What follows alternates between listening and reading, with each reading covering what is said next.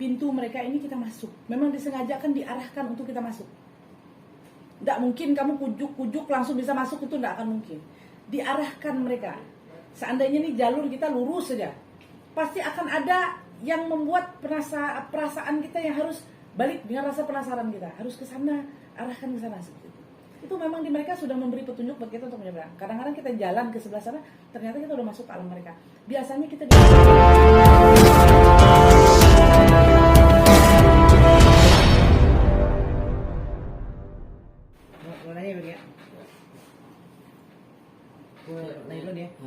Oke, kayak fenomena anak yang siapapun yang hilang di pendakian, sebetulnya ada apa sih Nyai?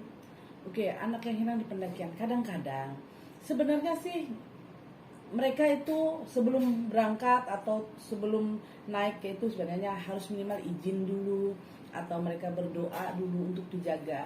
Kadang-kadang mereka saat lagi jalan atau mereka ada berbicara atau bicara yang membuat memancing untuk makhluk astral ini atau orang-orang gaib ini untuk mendekat mereka. Kadang-kadang mereka bisa masuk ke alam gaib seperti itu.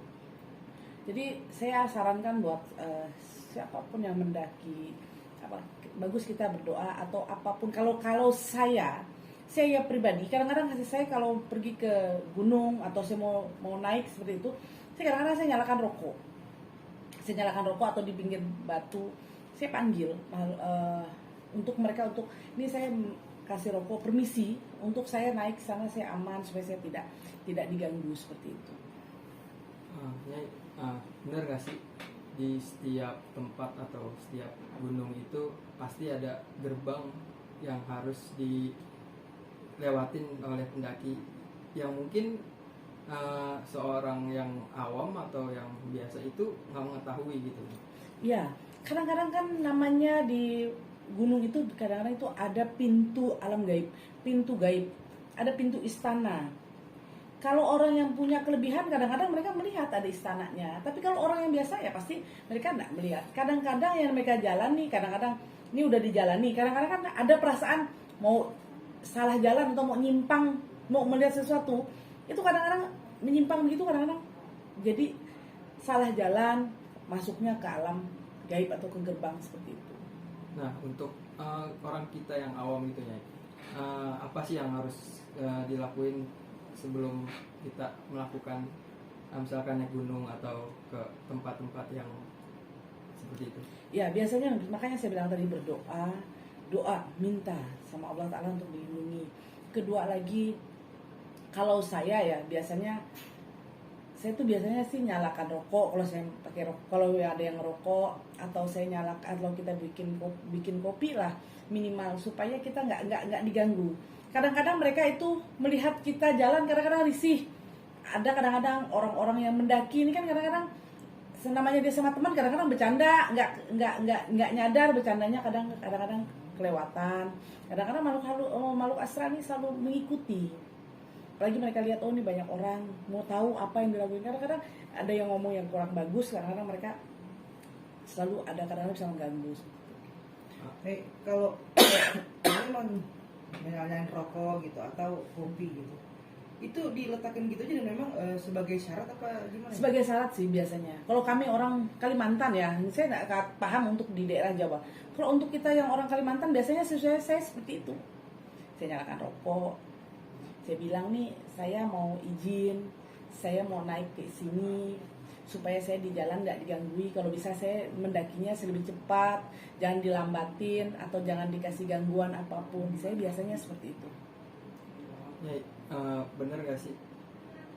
Kalau kita kan manusia bisa melihat, yang bisa melihat, yang nggak bisa melihat. Begitupun sebaliknya, apa begitu juga di alam sana. Iya. Alam sana kalau dibilang nggak bisa lihat, kadang-kadang semua orang bisa lihat, tapi untuk tembus ke alam kita kadang-kadang belum tentu mereka bisa. Biasanya bagi orang yang punya kekuatan, mereka yang punya energi atau mereka yang punya kekuasaan, mereka bisa lihat kita semua, hampir semua mereka bisa lihat. Berarti ada perbedaan di manusia dan di alam lain. Pasti kalau beda. Manusia kan ada yang orang yang bisa melihat makhluk lain, dan ada pun yang nggak bisa gitu Nyai. Iya, kalau mereka di sana bisa lihat kita, tapi mereka belum tentu bisa menyeberang ke alam kita. Ada yang bukan apa ya? Ada penguasa yang bisa menyeberang. Nggak sembarangan orang bisa menyeberang ke alam kita. Sama juga kita manusia juga belum tentu bisa menyeberang ke alam mereka. Tidak segampang membalik telapak tangan. Mereka juga sama seperti itu. Tapi mereka bisa lihat kita hampir semua. Nih, kan tadi yang bilang ya kita jaga sikap, jaga ucapan, jaga mulut gitu. Nah, ketika kita sudah melakukan itu semua, mungkin nggak sih memang makhluk gaib itu yang senang sama kita ya? Mungkin. Iya, kadang-kadang mereka senang ada. Senang dengan kita bisa. Karena mereka melihat mungkin kadang-kadang namanya kita tidak sadar kalau kita ini punya penjaga. Atau kita punya leluhur yang menjaga. Kadang-kadang kan banyak orang yang tidak sadar kalau dia punya penjaga di belakang. Kadang-kadang kontak energi sama-sama mereka itu pasti kuat. Kadang-kadang dari sana kalau merasa kenal dengan yang kita bawa, kadang-kadang mereka mau kontak dengan kita. Oke, kalaupun itu terjadi, pada akhirnya dianggaplah hilang ya, dibawa ke alam mereka. Apa yang dilakukan sebenarnya? Dilakukan kadang-kadang sih mereka mau mengenalkan ini alam mereka seperti itu. Kadang-kadang seperti itu. Kadang-kadang juga memang disengaja diputar-puterin supaya kita itu tidak sadar untuk pulang. Jadi kita kayak orang yang dilupakan untuk merasakan bahwa waktu kita ini ternyata hari udah malam atau saya lapar, tidak ada. Pokoknya serasa kita itu dilupakan semua yang terjadi di alam dunia seperti itu. Iya, ini kan dalam kasus banyak yang teman-teman kita alami, ada yang kembali dan ada pun yang tidak kembalinya. Ya, kalau yang sudah tidak kembali itu biasanya itu memang ada kayak macam makhluk halus itu ada yang sudah menyukai. Kadang-kadang mereka menyadari menanyakan dengan kita. Kadang-kadang tuh nanya juga, enggak langsung mereka bilang kamu langsung masuk, enggak pulang, bukan. Kadang-kadang dia nanya, dia tanya kamu betah nggak di sini? Ada yang bilang kita betah ya bertahan, ditahan mereka. Tapi kalau kita bilang saya mau pulang ya pulang. Seperti itu. Berarti kita bisa menyampaikan ketika di kondisi sudah. Ya, kadang mereka pasti tanya. Nggak akan mungkin mereka langsung ambil kamu langsung bertahan gitu. Pasti. Kenapa? Jujur, kadang-kadang kita punya alam sadar, kita pasti bisa sadar. Dalam kasus ini kan awalnya kan kita memang sadar itu kita sedang jalan di tempat kita nih. Nah, cara mereka untuk masuk mengajak kita untuk ke alamnya itu gimana tuh? Oke, kadang-kadang begini. Ada pintu mereka. Pintu mereka ini kita masuk. Memang disengajakan diarahkan untuk kita masuk. Tidak mungkin kamu kujuk-kujuk langsung bisa masuk, itu tidak akan mungkin. Diarahkan mereka. Seandainya nih jalur kita lurus saja, pasti akan ada yang membuat perasaan kita yang harus balik dengan rasa penasaran kita. Harus ke sana, arahkan ke sana seperti itu. Itu memang di mereka sudah memberi petunjuk bagi kita untuk menyeberang. Kadang-kadang kita jalan ke sebelah sana, ternyata kita udah masuk ke alam mereka. Biasanya kita dikawal. Atau mereka bawa kita ngobrol dengan orang, pura-pura jadi teman kamu, atau pura-pura menjadi siapa, yang membuat kita hayal ngobrol, nggak tahu kita masuk ke situ. Dalam artian disesatkan ya? Ya, seperti itu. Nah, dalam case para pendaki, kita nggak ngomong cuma Gibran ya, kita ngomong case para pendaki yang lain yang mengalami hal yang sama gitu. Ketika dia kembali karena kemauannya atau apapun gitu, itu selalu di kondisi yang mereka sudah lemas dan hampir nggak sadarkan diri gitu. Iya, karena energinya kan beda, karena mereka nggak makan.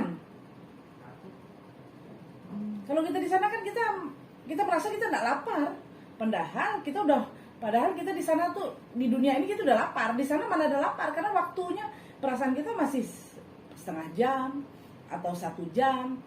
Ternyata di sana kita udah beberapa hari. Makanya kita keluarnya kadang-kadang lemes, nggak ada energi karena kita nggak makan. Mungkin nggak dia sampai bertahun-tahun? Bisa. Kalau sudah bertahun-tahun tuh biasanya ada yang sudah memang ada yang menikah sama orang gaib seperti itu. Dan mereka ada bersahabat dengan orang gaib seperti itu biasanya.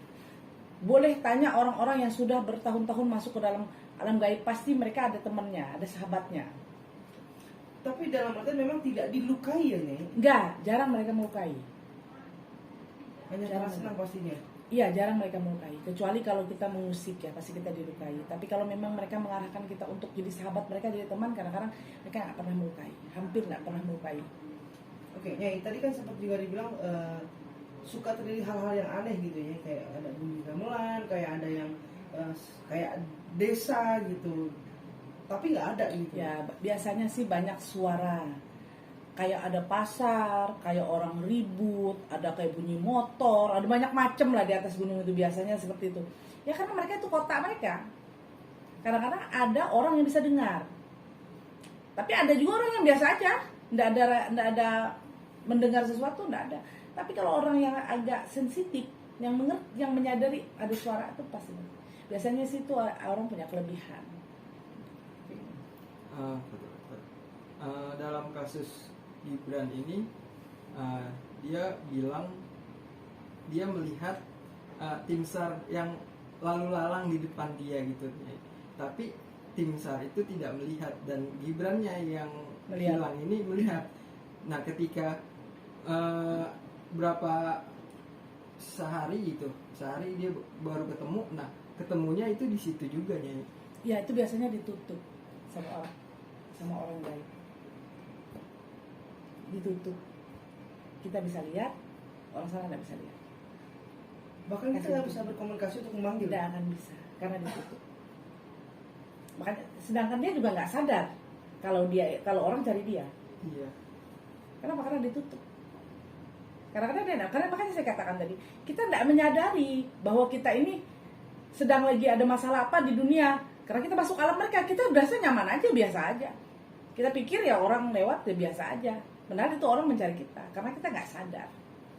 Berarti dalam film yang ada tentang pendakian gunung dia hilang, dia menceritakan seperti itu, berarti kisah itu benar berarti yang ada. Benar, pasti itu benar. Karena itu pasti yang mereka, pengalaman mereka. Oke. Buat teman-teman pendaki yang suka mendaki bilang oke ya. Oke, buat para teman-teman yang suka mendaki, tidak ada larangan untuk mendaki. Itu kan suatu hobi atau suatu kesenangan kita. Tapi minimal kita harus jaga diri. Minimal kita berdoa. Kita harus menjaga tata kata kita di lokasi tempat kita untuk pendakian. Kadang-kadang kan ada tempat pendakian itu ada tempat yang sangat mistis atau sangat disakralkan. Jadi hati-hati banget.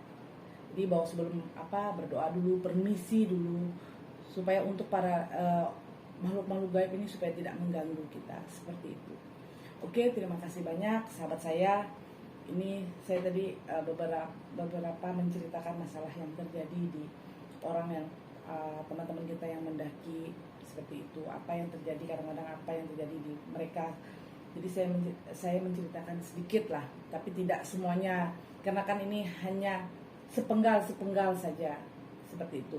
Terima kasih banyak sahabat saya. Jangan lupa tonton terus Nyai Dewi Rantian Intan. Jangan lupa subscribe dan like, komen. Assalamualaikum warahmatullahi wabarakatuh.